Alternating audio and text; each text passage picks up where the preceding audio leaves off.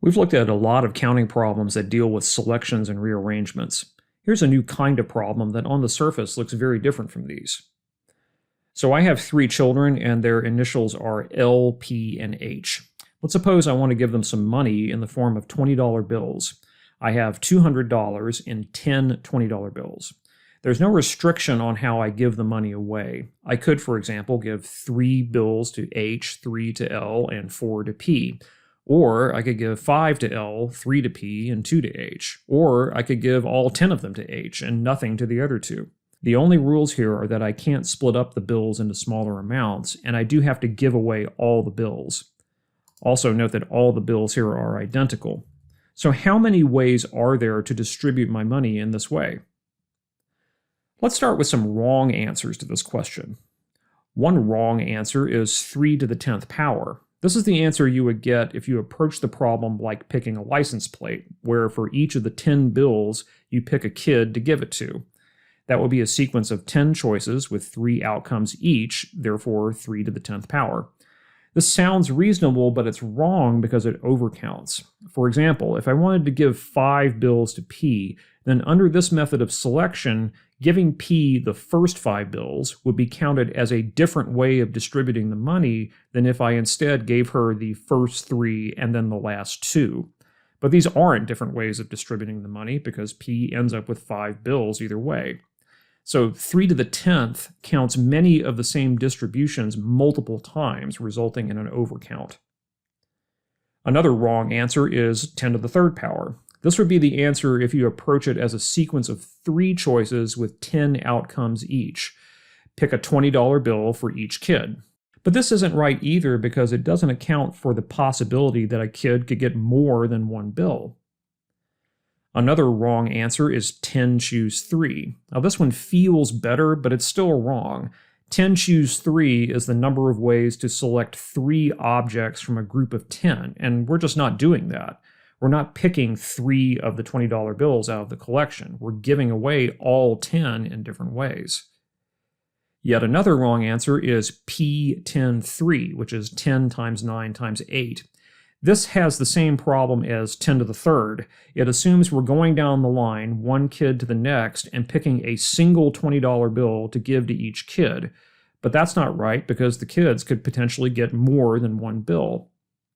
So this is a new kind of situation. We're not rearranging anything and we're not selecting anything. We are distributing things. We're taking 10 identical objects, the $20 bills, and distributing them in different ways to 3 different places, my kids' wallets. Before we can count the number of ways to do this, we need to have a way of even conceptualizing how this works. So like all counting problems, it helps to visualize the actual process that we are modeling before we do any math with it. So let's suppose I decided to split up the money by giving 5 bills to L, 4 to P, and 1 to H. Now, how would this actually be done? I would go find L in my house and count out the 5 bills and give them to her. Then switch, go find P and count out 4 bills to her. Then switch again, go find H and give him the remaining bill. I can turn this way of distributing the money into a little diagram like this. For L, I'm going to put 5 stars, one for each bill that I gave out. Then to denote the switch from one kid to another, I'm going to draw a vertical bar. Now for P, put 4 stars to represent the 4 bills she gets. Then put another bar for the switch over to the remaining kid. Then put 1 star down for the 1 bill I'm giving H. This stars and bars diagram is just a shorthand for the way I'm distributing the money. Every distribution has its own diagram. For example, if I wanted to give 2 bills to L, 4 to P, and 4 to H, the diagram would look like this. If I wanted to give L 8 bills, P nothing, and H the remaining 2, then the diagram would look like 8 stars followed by a bar, followed by another bar. There's no star here because there was no bill given, followed by 2 stars. Likewise, if you're given a diagram like this, you can go backwards and tell what distribution of money was meant. This diagram, for example, means give 1 bill to L, 1 to P, and then the remaining 8 to H. So every distribution of money has a unique diagram that represents it, and vice versa, every diagram gives you a unique distribution of money. That means there's a bijection between the set of all distributions of 10 bills to 3 kids and the set of all these stars and bars diagrams with 10 stars and 2 bars. So that means if I can count one set, I've counted the other. But it's actually really easy to count the second set here of stars and bars diagrams if you look at it right. Each of these diagrams can be turned into a string of bits by replacing each star with a 0 and each bar with a 1. This replacement, stars to zeros and bars to ones, is yet another bijection. In our example, it turns a stars and bars diagram into a string of bits.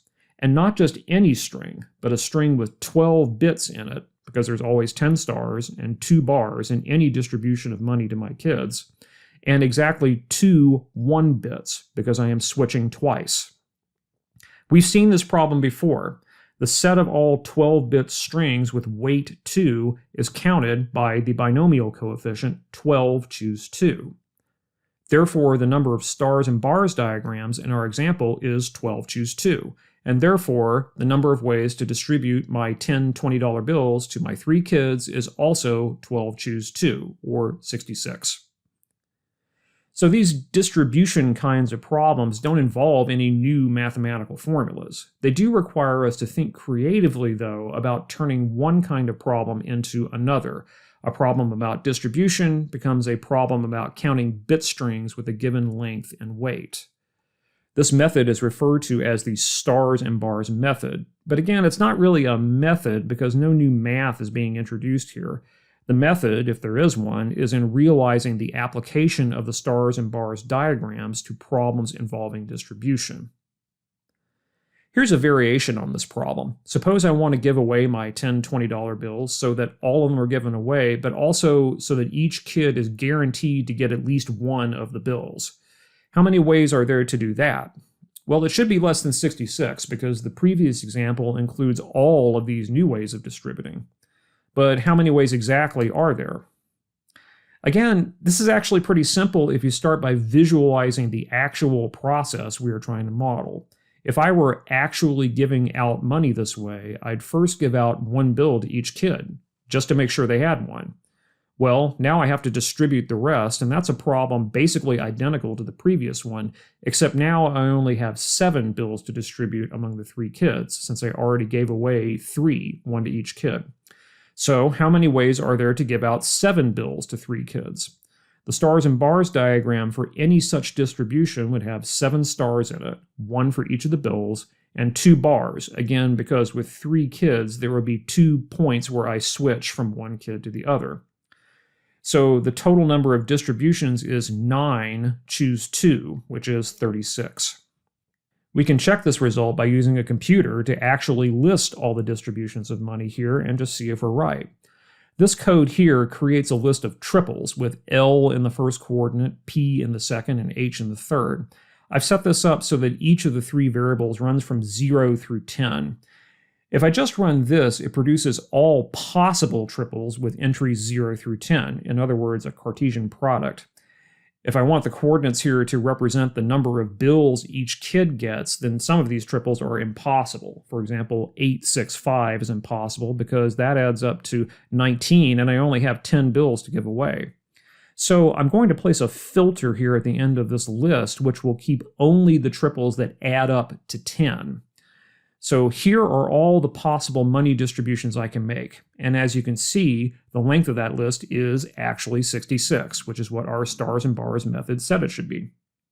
In the modified example where each kid had to get at least 1 bill, I can create that list just by specifying that the variables have to start at 1. Here's that list, and as you can see, the length is 36, which is what we said it should be. So this video introduced a new kind of counting problem where we are distributing a collection of identical items to a number of recipients.